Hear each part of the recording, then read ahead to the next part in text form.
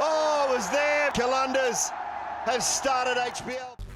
Pakistan super league के इफ्तिताही match में दिफाई champion Lahore Qalandars ने मुल्तान सुल्तान्स को सनसनीखेज मुकाबले के बाद 1 रन से शिकस्त देकर अपनी मुहिम का आगाज कर दिया। 176 रन के हदफ के ताकुब में मुल्तान सुल्तान्स की टीम मुकर्ररा 20 ओवर्स में 6 विकेटों पर 174 रन बना सकी।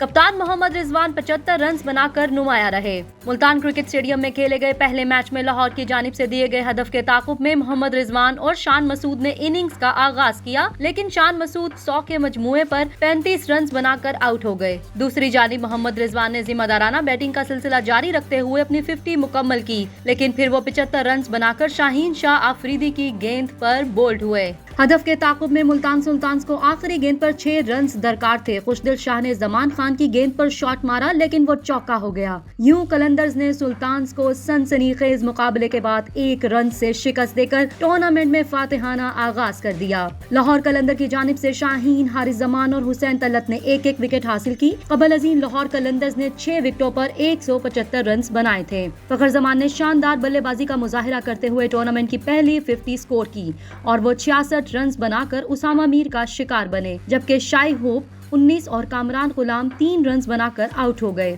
हुसैन तलत 20 रन बनाकर आउट हुए, जबकि सिकंदर रजा 19 रन बनाकर नॉट आउट रहे। लाहौर कलंदर्स ने मुकर्ररा 20 ओवर्स में 6 विकेटों के नुकसान पर 175 रन बनाए। मुल्तान सुल्तान्स की जानिब से उसामा मीर और एहसानुल्लाह ने 2-2 खिलाड़ियों को आउट किया।